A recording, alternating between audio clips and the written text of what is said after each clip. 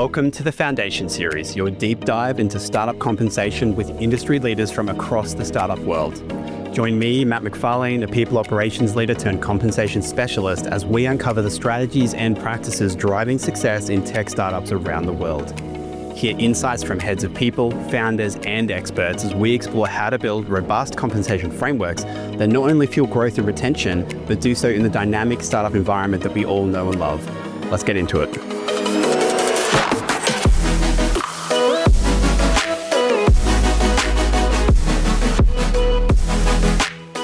Melanie, welcome to the show. I'm really excited to have you here. I think I've been looking forward to this conversation because we're going to get raw and real about the state of things when it comes to HR. But firstly, let me welcome you to the show. Thanks for being here.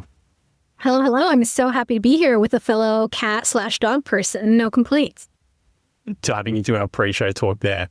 I'm going to dive straight in. I think we're in a really interesting time as a profession. I think we're in a really interesting market as well. It probably wouldn't be remiss of me to say that things have changed pretty drastically in the past few years towards being a much more employer-centric market. I think, you don't have to go far to see that turnover is at like relatively historic lows for a lot of companies. But on the flip side of that, we're seeing hundreds, sometimes thousands of applications coming through for a single role. I'd love to get your take on what's the market at the moment as you're seeing it, and what does that look like in terms of a shift for the HR function? I mean, I'll start by zooming out for a second and say that I do think this is cyclical, right? We've seen it happen before in waves. It's an employer market, an employee market. It's a pendulum. And right now it happens to be on the employer side. I am sure in no time at all, it will switch right back to the employee side. But what I think is happening right now, which no surprise with the advent of AI, taking so much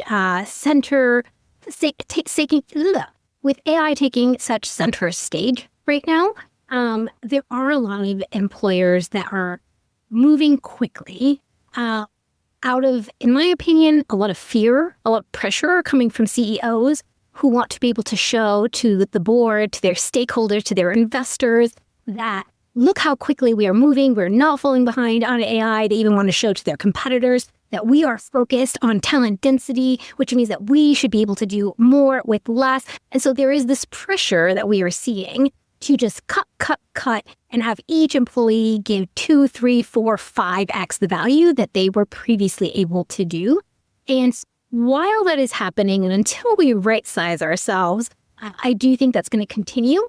But again, and I can share more on this, and it's interesting, but I do think that in the not too distant future, we will swing. Yeah, so I guess with that in mind, so we're obviously seeing the market. What are some adjustments that you think HR teams might need to be considering or making, given that we're coming out of, like you said, it is cyclical. There is change afoot. What are some of the things teams need to adapt to in terms of this new reality? Is that a spicy take and a less spicy take? I'll start with spicy. Let's do it. My spicy take is I actually think the most impactful thing that HR professionals could be doing right now is mentoring their CEOs through what I personally believe to be a period of vast imposter syndrome and AI panic. I think that CEOs are feeling the competition and the pressure amongst other CEOs and their investors and their board and their competitors. And they're so scared that they're not actually able to press pause and think strategically. They're just sort of like, fire people as they're reacting. Yeah, exactly. Fire people today. Let's have these new roles now. And we've seen this before, right? We saw this around 2020, 2021. Hire everyone, give all the person benefits because we got to keep people, got to retain the market. And then what happened in 2022? Just mass layoffs because it wasn't... Back to the office, all that, yeah. Not sustainable. This is a common cycle we see with CEOs. And listen, I'm not judging. The CEO has the hardest job out there. I wouldn't want to be a CEO. I couldn't possibly do it. But the benefit that we can bring to them is sort of giving them a space to press pause and think about what is it that you actually are trying to achieve? Why are you nervous? What are you scared of? What are you trying to avoid? Great. Let's think about a plan that achieves that. If I can do this for you without firing 20 people, can we try that first before or, 20 people, 20,000 people. Think about how big your company is. So that's the first most impactful thing I think professionals could and should be doing today, which is get inside your CEO's head, understand what is driving them, what are they so stinking scared about, and how can you have those really powerful, real talk conversations. Spicy thing, which I think most people are already talking about, is how do you make sure that to the extent possible, the workforce that you have is becoming increasingly well-equipped to navigate the new AI-forward world. So that's things like, sure, the obvious hackathons and training them on basic AI skills, but it's also things like, how do you dream bigger? I think a lot of why so many employees are scared right now is because their current roles as we know them today are disappearing, and that feels scary to them. But what they're not seeing is, what opportunities does this open up for you, right? This doesn't actually mean that you and your skill set is obsolete. What it means is your work as you did it today is going to become obsolete. And that should actually be a good thing. That's an exciting thing. It's actually, that less spicy take is actually one of the things that I'm so bullish on for us as a profession. Like, it's, for me, it's super exciting that, and look, I don't know if I'm where I sit in the pack of like first mover versus laggard or whatever. I definitely always feel towards the back half just with social media, but the capabilities that you have at your fingertips now with AI are incredible. And I think the opportunity to help a workforce adopt that are incredible. Not to mention how we can enable ourselves as a function as well. And I think we're in a really prime position to be able to do that. So I love the idea that, yeah, we can be kind of front and center to helping the workforce adopt some of these technologies, these shifts and things like that. And also like dispelling some of the fear where we can. I think that's exactly right. I will say one caveat that maybe very contradictory to what I just said, which is I think it's so important to be really specific in the way that we're talking about AI and how to leverage AI. And what I mean by that is I do think sometimes when we speak about AI in these terms that are overly lofty and overly aspirational, it actually just feels inaccessible. It feels out of touch. When you tell an employee you're supposed to 3x your output with AI, what does that mean? What is an output? Yeah, when? And I'll be honest and say, I had that reaction initially as well. When AI first became all the buzz, I remember my CEO, saying things like, wow, Melanie, eventually you'll be able to vibe code in HRIS. We won't even need an ATS or HRIS or any of those anymore. And the reality is that's probably not true anytime soon.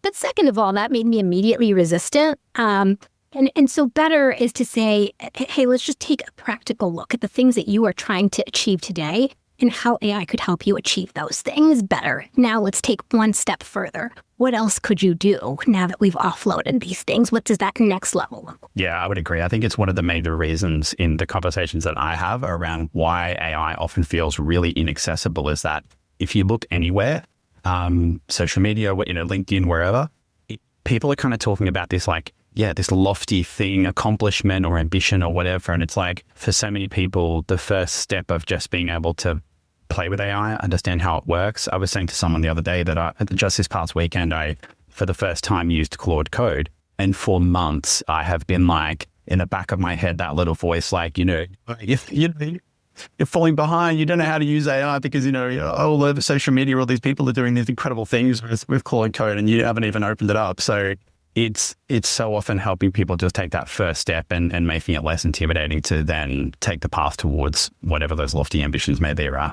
1,000%. What's funny, the more of these conversations I have is the more I realize that, this is not actually anything new. This has been HR's skill set for so long. How do we communicate things in accessible ways? How do we educate how do we educate employees in ways that are relevant to the work that they're doing today? AI is just one more thing that we are training them on. It's really not, it is momentous it is monumental in the impact that it's going to have, but it's not new in the sense of it being a new process, if that makes sense. No, I agree. And I think it's the only real key difference I would say I see is just the pace with which it's evolving as a opportunity or whatever. And I think that's another thing that just causes people to go, oh, great. Like, I was 2 or 3 releases behind yesterday. Now I'm 4 releases. And now I'm just like constantly playing catch up. Well, we're okay. So I was having a conversation with another HR person about this a few days ago, and we were talking about, not to make this too spicy, but I don't know if you recall, like what back, early on in this particular administration, there were a bunch of changes to what people were and weren't allowed to say in the U.S. with regard to DEI. And there were all these things like, should we cut diversity, equity, and inclusion? What new words do we use? All this stuff. And it was horrible for a lot of reasons that are quite personal to me and to other HR professionals. But it was good in this one respect, which was it forced people to really ask the question of how effective have our existing DEI initiatives actually been at achieving the thing we were trying to achieve anyway? Like, is this not actually a good opportunity to sort of stop and think and reassess our strategy? And the thing I have been really liking about AI is it's really been forcing us to get really locked in on what effective change management looks like. What does company-wide adoption look like? Whether it's a cultural change, whether it's a tech, adopting new technology, what does that look like when it's done well? Because it is more important than it's been in a very long time that we get this right. Yeah, absolutely. I think it touches back to your first spicy point around like the role that we have helping CEOs navigate this current circumstance. And I want to dive into this a bit is like, in many ways, that's the like doing that right builds the credibility to be a good coach to the C-suite and to the CEO. So I'd love to understand like that's one branch in which I think HR professionals need to shift from this like employee-centric market. We could kind of be a little bit more idealistic in some of the initiatives we've pursued to now it's like actually it's quite clinical that we need to be a very commercial forward organization, and we can't really have excesses or niceties and things like that. We really do have to be focused on the things that are going to help our organization be successful because the pressure is on in many ways. What are some other ways, or how do you sort of see that role shaping up for the HR professional? Any like other things that you think help us be an effective counsel, coach, guide, support to that CEO role? First thing that comes to mind for me is, are we asking the right questions? And are we holding our CEOs accountable to their part in this relationship? So let me get more specific. I think that a lot of times, a common mistake that HR professionals will make is there's some tension between them and their CEO and they don't call it out. Maybe you propose something and your CEO completely dismissed you and you never talk about it again, right? Better would be, hey, CEO, I noticed that proposal did not land with you at all. And in fact, you never commented on it again. What would better have looked like? Or why was that not of interest to you? Where did I lose you? Where in the proposal did you tune out? I think that, CEOs need to be educated on how to better leverage us.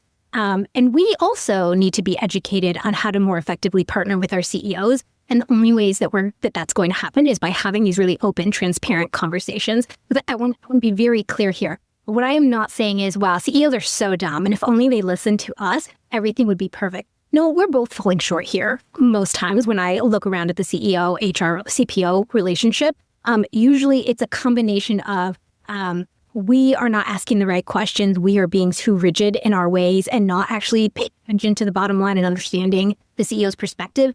And then the other side is true too. The CEO is not thinking about how the people strategy feeds into the overall business strategy, how to effectively leverage your CPO to make sure that your business is thriving. Yeah, I mean, that resonates a lot. One of the things that just came to mind to me for some of these conversations that I have, I think especially in a sort of startup scale-up context, is that often the pressure for these kinds of outcomes can feel like it needs to be immediate. How do we, or I guess how have you seen, how do you help navigate some of that time constraint when it can feel like the right path is actually a longer one and that the CEO can't hold up examples or outcomes to a board or different, in as short a time frame? I actually think I would go a bit meta here. I don't think it has to be one or the other. I think it's usually the right answer is a combination of the two. What is the long-term plan and what is the short-term plan that can help us in the meantime? So, for example, what needs to be true today for you to stop being so stressed and worried that we are falling behind as a business? Oh, you need to see these things? Okay, let's achieve it in these ways. Now, what is also alongside that? What is the longer term plan that we're going to be going after? Oftentimes, what the CEO wants to know is, that you have a plan in place to do something today, not a plan to do something tomorrow or 3 months from now, but that you are in fact taking action today. It doesn't have to be perfect, but I do think that there is, for good reasons and bad, a stereotype that HR moves too slowly, and CEOs want to feel comforted and reassured that you are in fact taking action, even if it isn't everything happening right. Yeah, I love that. It's one of the things that I feel like I talk a lot about with respect to being a challenge, an opportunity, a shortcoming in some respects of the HR profession is like, I don't think we do a great job of marketing ourselves, not only ourselves, but also like what we do, how we're doing it, how we're going delivering it, like these sorts of things. And you know, like concepts like a roadmap, like it shouldn't be, we shouldn't be the only department not to have these sorts of things. And I think you're right. Like often the angst comes from like, I don't have clear sight of how we're moving towards this outcome rather than it being something that we need to have an immediate answer for. Oh, totally. And sometimes it is as simple as I have seen these 2 underperformers that no one's actioned on. Therefore, I'm extrapolating and believe that you're doing nothing, right? And so sometimes asking those really specific questions to understand what is the specific thing that makes you believe we are not taking action today. What is that thing and how can we address that now? And then separate that out from this bigger picture issue. Yeah, I love it. I want to move on to like this sort of think about how to frame it. It's like the HR role often gets talked about as like, it's a lonely role and it's a role that needs like tends to sort of miss out on like support and HR for HR and those sorts of things. What are some of the ways or like some practical ways that we can embrace that role despite the constraints and without like letting it make us cynical of the environment of the company, the CEO, sucks, those sorts of platitudes? Wait, okay, I think I'm not following the question. I'm following that HR can be a lonely role. What's the question? Yeah, I guess in the context of like, it's often one that, again, if you spend time on LinkedIn, it's like a common talking point is like, how are we supporting ourselves? How are we helping ourselves get through what is like, again, a changed environment? I won't say it's a more difficult one. I think it's just a changed one, which is that some of these concepts, like you mentioned, DEI has changed and we have to do a better job of like proving it now. How do we help, I guess, ourselves as a profession navigate that without feeling like it's become oppressive or unreasonable to have these expectations? Oh, got it. Okay. I'll be really blunt here and say that I think that it's your own narrative to build. What I mean by that is, listen, if you want to be in a problem-dwelling mindset and you're kind of like, wow, this is horrible and I just need to like languish in this for a moment. I'm not judging you at all. Like it might be that is the place in your life where you are right now and you're not in a place to be more solution-oriented, more creative, and maybe for good reason, right? Maybe you have a terrible leadership team. Maybe everyone completely dismisses you. Maybe you have personal things going on. Maybe you're not looking to be particularly ambitious right now in your work life because you've got personal life that you're focused on. You just had a kid. You just adopted a cat that decides to jump on your desk in the middle of an interview, right? I want to throw out there that I don't think what I'm about to say is right for everyone. It might be that for some people, listen, I'm not looking to actually get out of this. I just need to have like a community group that I can lean on when I need a space to vent. That's cool. Now, if that is not the place you want to be, and maybe you're like, no, I want to love my job. I want to love coming to work every day. I want to feel respected in the workforce. I want to have a better relationship with my CEO. Then I think the move really is to ask yourself, what would need to be true in order for me to be happier at work? And what is within my power of control to make that happen? If what would need to be true is that your CEO needs to treat you with greater respect, okay, what is step 1 that you can do? I know, talk to your CEO and say, hey, CEO, you know what? Truthfully, I'm not feeling super respected in this role. I want to own that, I've played a part in this. I'd love to know from your perspective, is that true? If it is true, what would need to be true in order for me to actually command that respect, in order for our relationship to be stronger? You have to be willing to have these really tough conversations and accept that you are part of the problem. You are always part of the problem. Everyone is part of the problem because really what it is there's like a process issue happening. Somebody's not communicating effectively to the other, but like, you know, this didn't happen to you, right? You're not like a passive marionette dog. You have agency, you played a role in this. And so like, how can you be part of that path forward? Yeah, I love that. I guess like to drill down into that a little bit more, because again, I see this, and maybe it's just my experience rather than an industry-wide like truth, is that often it can be hard in this role to advocate for yourself in that way, whether it's because I want more respect, or if it's because I think I'm due a pay increase, or it's because something, you know, I need some professional development or something like that. How do you think people can either self-develop or find ways to develop the confidence to actually be able to have those sorts of conversations? Because I do genuinely think, you know, I've faced it myself. It's certainly been a constant of my journey, but I see it, you know, as being a widespread malice that we do sometimes struggle to take ourselves from being the fence sitter to being actually, no, it's time for me to like put myself at the front and talk about that for a second. Hush. I'll start by acknowledging some of the things that I think make it a little bit easier for me, and then I'll answer your question more tactically. I want to acknowledge that one of the things that I love is I just love problem solving. I love problem solving, and so whenever there's a problem or I feel like something is not working, it feels less personal to me, right? If like somebody was rude to me, I don't personally have the internalized thought like, wow, I did something wrong, or they don't like me. I wonder what went wrong in that conversation. If I caught them on a bad day or right on the heels, like I will go on their calendar and see like, oh, did they just have a rough?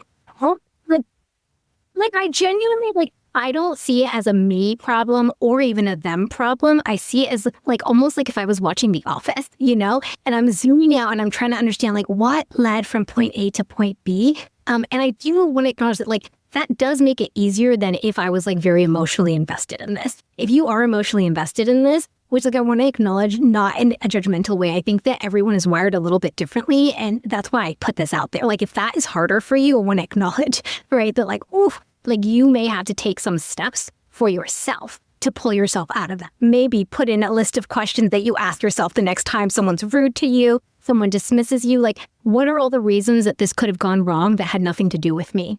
And let's start. So I'll throw that out there because it's just so much easier to solve a problem when you don't immediately feel like it's your fault that something didn't work. The other now, so more tactically to answer your question about what can you do about it, my favorite thing to do for the past couple of years now is at the start of every quarter, I will go around to every member of the leadership team. And so figure out what version of this feels most accessible to you. Maybe it's a peer, maybe it's an employee, an IC, a new hire. Because again, I want to acknowledge the power dynamics. Maybe you're not ready to go directly to your CEO. And I asked 3 questions. Let's see if I remember them all right now on the spot. So usually it's, what people initiatives do you think were a waste of time and why? What do you wish I had been partnering with you on instead? And if you were in charge of the people team, what would you change? The reason I ask those questions is because I learned a few years ago that the most frustrating thing is pouring your heart and soul into an initiative that nobody cares about. And that, quite frankly, probably isn't having the impact that you think it is, because if nobody cares, it's very hard to have impact. It just is. And I find that I save myself a lot of time and headache by just going up front and asking proactively, what are those things you're sitting on that like you didn't want to comment? Yeah, Melanie, your engagement survey was a waste of time. It was 20 questions too long. I had no idea what it was going to lead to or why it was going to make my life easier. And quite frankly, you rolled it out at the end of the quarter when my whole team was busy trying to close a bunch of deals. That's a major distraction. Tells me that you don't understand the business. Okay. It may hurt my feelings for a second, right? But actually what I end up focusing on is, oh, this is gold. Because thank you so much. Like, how much worse would it have been had I not asked these questions and kept doing these things for another 2, 3, 4 quarters, continually. And just eroding credibility. Losing credibility. Yes. I would rather just ask it up front. The reason why I think that could be helpful to anyone who's struggling is, here's the thing. When you alleviate the burden of people having to say the tough thing, when you put it out there in the first place, it's much easier to receive that feedback. how cringy is it when someone unexpectedly reaches out to you and says like, hey, Matt, can I give you some feedback? No one wants to hear that. No one wants to hear that.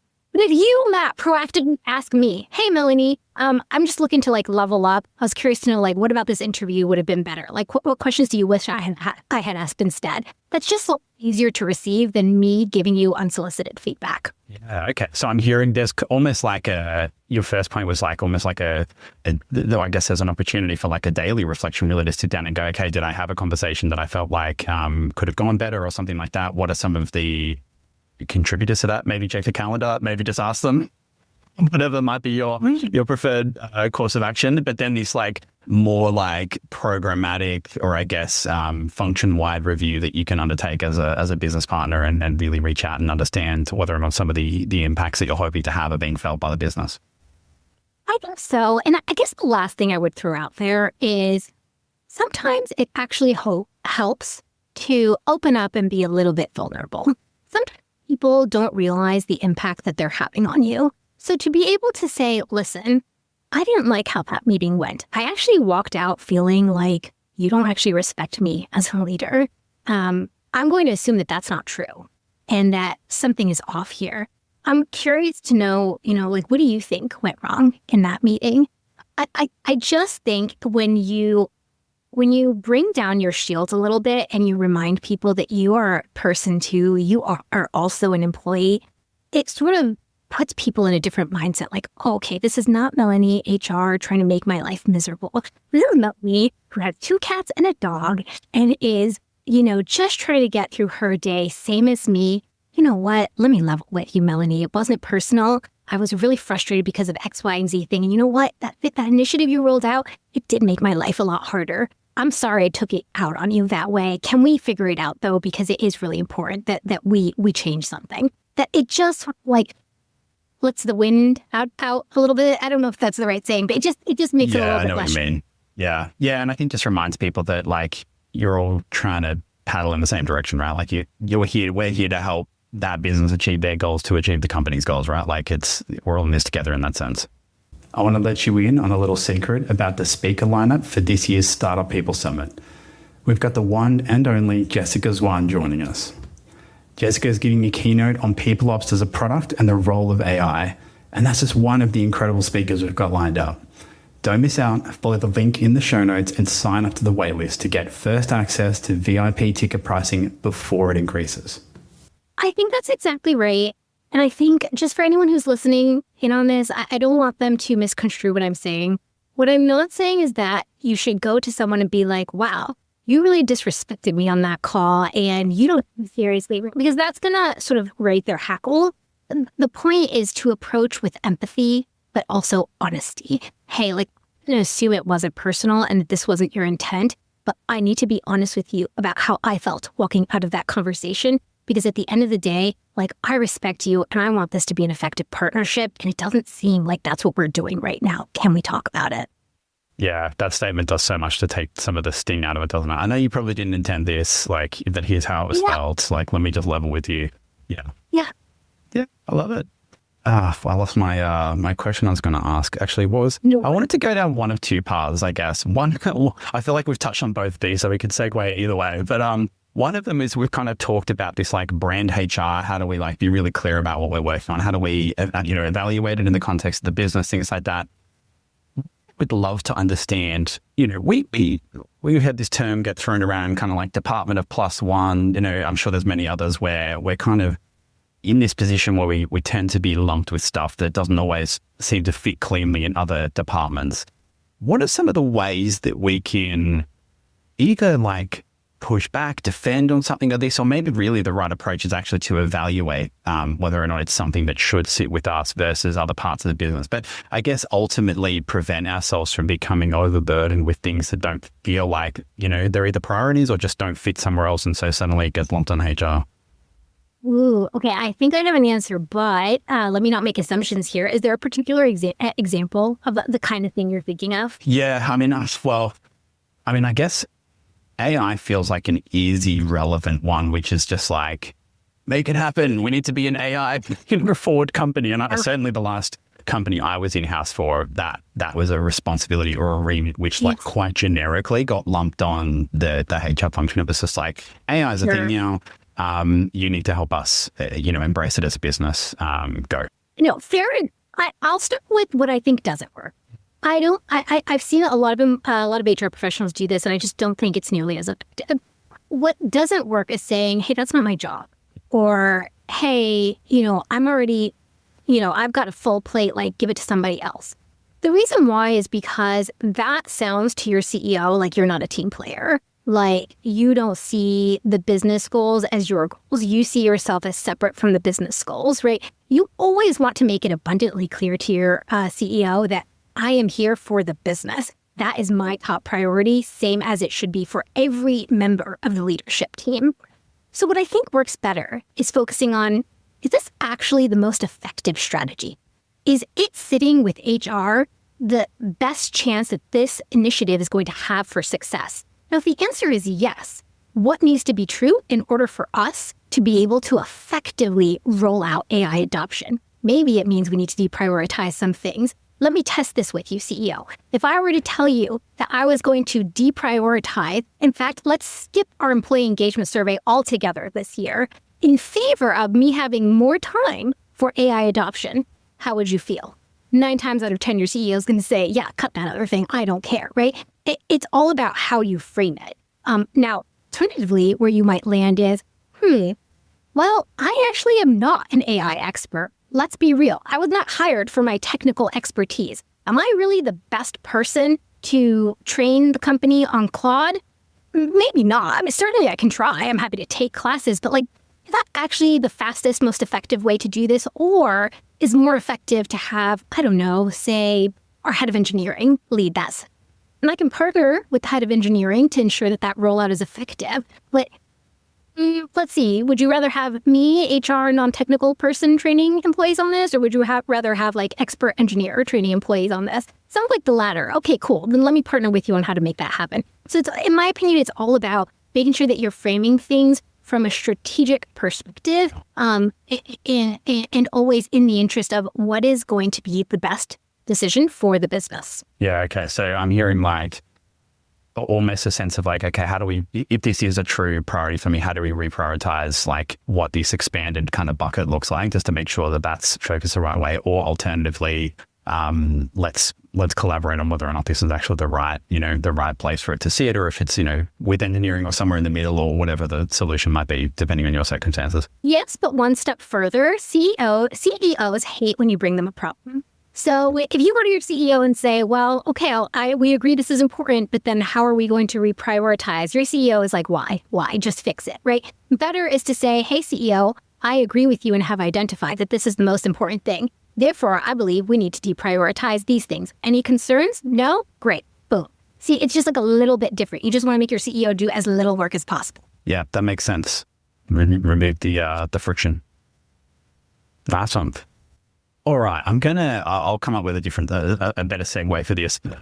But one of the other topics I was really keen to talk to you about is this, like, we're in this interesting space where, and I don't know if I'm wearing like rose-colored glasses or whatever the saying is, in the sense that like I guess in many respects am fractional, and so naturally I associate with like more fractional people, or I see it in the market, or I'm more aware of it. But certainly from a like trend perspective, it feels like we're seeing the emergence of that as a form of work or a career path or something like that. I'd love to just get your sense of like how you're seeing that show up in not only working within companies, but like as a profession, and how it's being embraced. And then, maybe we can talk about it a little bit more from there. Sure. It's interesting thinking about this, because my perspective has actually been a little bit different. I feel like post-pandemic, a lot of people went fractional and even started freelancing. They were just so burnt out and exhausted. The company politics, by feeling disrespected, by feeling like there were no boundaries around work and life. It was just like you're basically working 24/7 because you're on a salary. Whereas when you switch to fractional or consulting, you have very finite, constrained hours that you work. Every hour that you work is paid for, and you are removed from the majority of the politics. And so I actually have noticed people shifting back a little bit towards in-house because what I'm hearing now is I miss that sense of camaraderie. I miss the stability that came with the job and not having to constantly chase after my next opportunity. I miss the career growth that comes with. So I'm actually curious to know: are you seeing differently? Well, and this is where I think, like, again, because of the work that I do, I feel like I probably am exposed to more of it. Or it's like, when you buy a red car, suddenly everywhere you look, you see red cars, right? Like, I think it's that kind of thing to an extent. I wouldn't say I've noticed a huge shift of people back in-house just off the top of my head, but I can, the points that you make absolutely resonate. Like, just reflecting on my own journey, the thing I miss the most is a team and my team, not the team that you kind of see one day a week that, you do some work with. And yeah, the stability is absolutely something that I could see a lot of people grappling with. It is such a fundamentally different, it's such a big shift from the role that you have where your full and entire focus and attention is on the work and what you're doing and how you're delivering and things like that, to be trying to do that plus also be like, oh, but what's next and how do I get that thing, and having to invest time and capital and things like that. So the reasons absolutely make sense to me, and I've certainly seen people try it and then go back. But yeah, I don't know if I would necessarily tout myself as being able to spot a trend or something necessarily in terms of moving more or away from it. I mean, here's what I wouldn't be surprised by, and now that I think about it, maybe I am seeing some of this, is I do think there's a little bit of anxiety around job stability, even in-house now, right? How quickly is my role going to be obsolete with AI? Am I going to be, is my team going to be downsized? And so I wouldn't be surprised if some people are picking up side hustles, it's like an extra job or two. On top of a full-time job, man. Yeah, just so that you've got a backup plan. Certainly, I do some consulting work on the side because I know that I'm well protected if anything happens. That's always been important to me. So I wouldn't be surprised if other people are doing that. Yeah, that makes a lot of sense. I'm curious how you see companies embracing that kind of talent. Do you see it happening more? Do you see it being certainly? I'll say this in the context of Australia, the market that I'm obviously in, is that we're often quite slow and traditional with respect to embracing different kinds of work. It's you're either full time or you're not, that kind of thing. I've been surprised by the uptake of the fractional concept. So I'm curious if you're seeing that being more readily accepted. I certainly see startups, again, the environment that I'm in, see that as a great way to get the expertise they need without the cost of a full-time salary. So I'm curious if you're seeing that be more well adopted as well, or if it's still just the same. I think you're exactly right that startups are where that innovation and flexibility is happening for understandable reasons, right? They're the ones with the most cost constraints. And one thing our CEO said this recently, and I was like, oh, you're so right, is that hardship forces innovation. Right. And so if you are constrained for time, if you are constrained for money, if you are constrained for any kind of resource, you're going to be forced to get creative. And so, yes, I agree that I think it's most common and being leveraged the most in startups. I'm not sure that I've seen a broader trend around this in non-startup, non-tech land. Yeah, that makes sense. Awesome. It's in terms of, we've touched on this in many different ways, I guess, in terms of the context of the chief people officer and the career path for people professionals. Is there any either advice or considerations you would urge people to make in terms of thinking about long-term career in the people space? We've touched on things how to know if it's right for you. We've touched on things around how to be clear about what's in or out of your function. I guess, we touch on fractional. So, how do you urge people to sort of think about that in this interesting new environment that we're in? Well, not new, but it's interesting. Yeah, I think, I feel like I'm going to say something that in a few years, I'm going to look back and think, what was I thinking? But the place where I'm currently at in my life is, I think it's important to take work just a little bit less seriously. And what I mean by that is, I think that when we make our jobs this all-consuming part of our lives, where everything hinges on the success of this proposal, on our boss, being impressed by us. What happens is you overthink things so much. You stress every little thing so much more than you might otherwise if you had work taking up just like a little bit less of your life, your happiness, your brain space. Now, let me be clear. I am the kind of person who has to love what I do. I have to. I can't not like what I do. I would be miserable. And I get a tremendous amount of happiness from feeling like I am having high impact at work. So what I'm not saying is phone it in. That's not what I'm saying. But what I am saying is I think that if you are in a place in your life where work is making you so miserable and you are having incredible frustration, imposter syndrome, upset at work, I think probably the first step that you should take is actually figure out where can you find happiness that has nothing to do with work. Let's fix it first.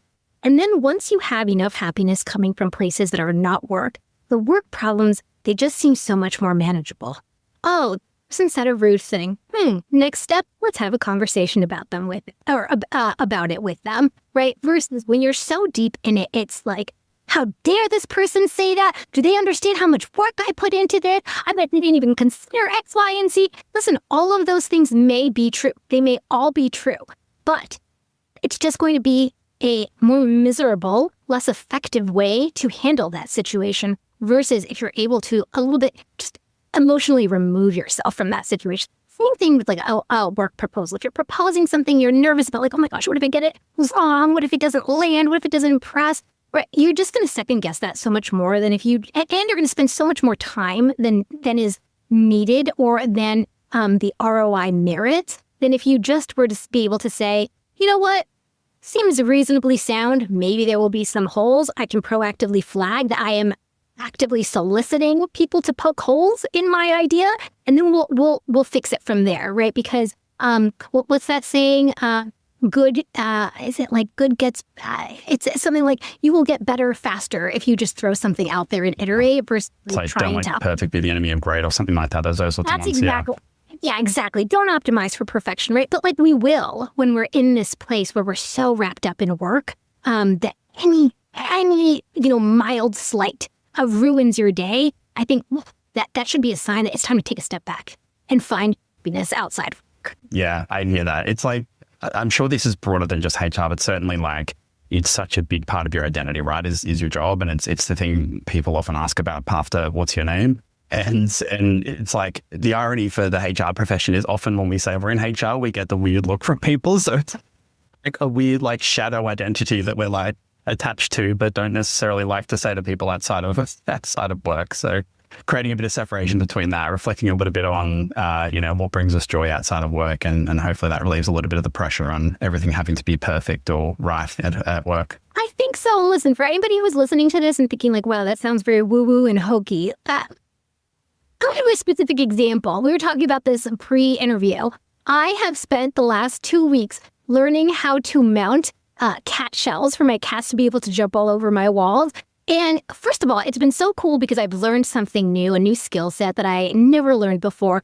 But two, it's been just like this wonderful distraction outside of work that I have to look forward to. And so, when the day is getting late and I look up and I'm like, oh, it's 7 o'clock and I'm still working, I really want to build these cat shells, right? It's just this awesome reason to take a break from work and think about these other things that are bringing me joy. It doesn't have to be like this big therapeutic, like go on a meditation retreat, like why to do all, if that works for you, great. Like it literally could be as simple as looking around and being like, what's the thing I want to try? Maybe I want to go to a hockey game. Maybe I want to, learn how to do gymnastics. It could be anything that just brings you joy outside work. Yeah, come up with a bit of bucket list. Well, my own personal admission on that front is that I, over the last little while, and this is going to sound a little more woo-woo, but I've been trying to like think of things that like, when I was a kid, what were the cool things that I either wanted to do or, those sorts of things. And what that's recently led me to do is buy a Game Boy and start playing Pokemon. And so I just want everyone to know that as of last night, I did finish Pokemon Silver or Pokemon Gold rather. So, that's a little tick in my box for the things outside of work that bring me joy.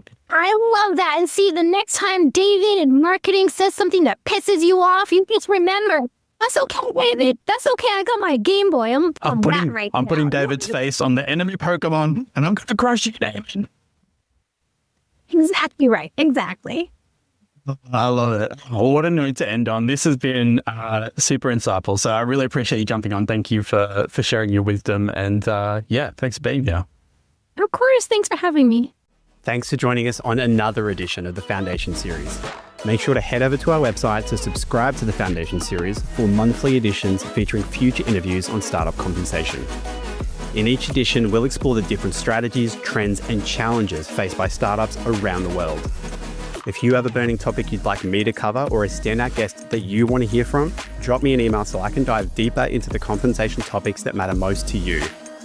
Join me next time as we continue to uncover the strategies and practices driving success in global tech startups around the world. Thanks for listening.